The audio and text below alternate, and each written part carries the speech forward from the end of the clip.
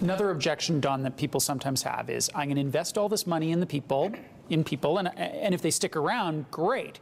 But what happens if they jump or if they get poached? How do you deal with this question of retention? Or in your experience, has it really been that big of a problem that you support them through their apprenticeship and then they go somewhere else?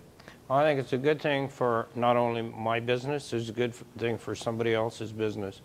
We in our plant, we have about 500 people in our plant.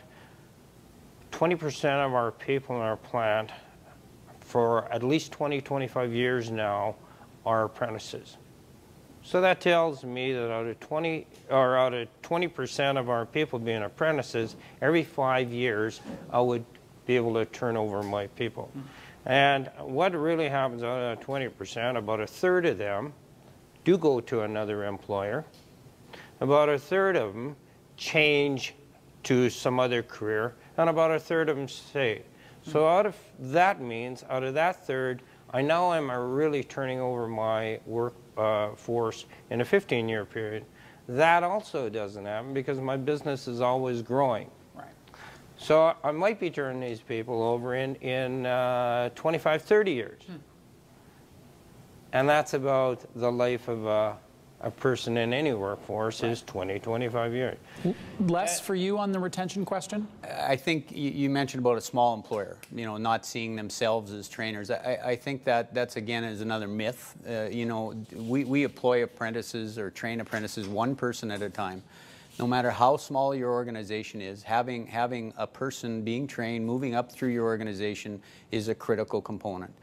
For that very reason, if you do lose an employee, you have people coming in from the bottom filling those voids. So we really don't see that concern that they're going to leave you or have an issue as a reason that we will not train apprentices. And secondly, when those young individuals see you investing in them, they gain a sense of community or a sense of loyalty to your company that the apprenticeship system really fosters. And we've had it actually the opposite. By supporting apprenticeship training and our individuals in that, we get better retention than by not. So I think it's actually a positive, not a negative. Don, you've been in this and had this approach for almost 40 years. If there was an organization who decided, hey, I'm going to step up to the plate, I'm going to start participating in this, what would you say about the cultural change that they would need to go through or questions they'd have to ask? Because culturally, you become an organization that's much more focused on bringing up the person who's less senior to you, training them. It seems like there are cultural issues that companies need to deal with. I think that business would finally be doing what he says he's doing. We all got these buzzwords. We got a buzzword of mentorship. We've always done this. Mentorship is part of apprenticeship.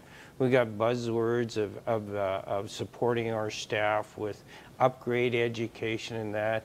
And we sometimes forget about the guy out on the tools. We only think about upgrading and training our clerical staff in accounting or engineering or those kinds of people that would finally be going ahead and passing off what they really do throughout their organization. And I think they just become a better organization as a result of it. Les, for you, what would you say are some of the hurdles that companies would predictably have to leap over as they make a change? I think one of the issues that comes up is that when you make a commitment to apprenticeship training, you need to message to your existing journeymen that they now are becoming trainers. It's about them passing on that skill set and that knowledge through the on-job training that you provide to those individuals. So there's a bit of a cultural shift within your own organization to some of those journey people that now need to recognize that training is part of their job. But it does come naturally. Most individuals like to pass those skills on and train those young individuals. So again, it's only about getting started. Once you get started, things roll pretty good. What has not been rolling so good across a lot of parts of the Canadian economy has been business. We went from completely capacity constrained to, geez, things aren't so rosy. What perspective would you offer for organizations who are suffering from this downturn, who are dealing with currency effects. How do you keep apprenticeship alive as the economy goes through such a tumultuous time? Yes, we're all experiencing that downturn, that difficulty, but now is the time to really look at your organization and how you can improve productivity, how you can do more with less, how you make sure that your organization is sustainable. And you do that by having quality people within your group. We seize an opportunity in a downturn like this to get our apprentices into school. That's the time now to maximize the ability to train them for their technical training. So it's not a negative from our training schedule. It's a bit of a breath, it's a bit of a positive, and allows us to position ourselves to have those people ready to go when things do start to rebound. And so it's not a negative. I see it as a positive. Anything you want to add to that? I think this is an opportunity. It's an opportunity also to acquire. And it's a good thing for apprentices to move around a bit, because sometimes they get stuck at a company doing only this within the trade. That way, and if they're working for a larger company, they get to learn a broader sense of what the trade is about. But it's a good time. We've had some problems with spaces to get these guys into school. We've got something like 80,000 apprentices here in Alberta. We've got, I think, somewhere close to 8,000 new apprentices this year in a slow period. New apprentices getting into the apprenticeship program in Alberta. Those are good things. But something we keep forgetting, and if you look at community sports, the best coaches in community sports, tradesmen.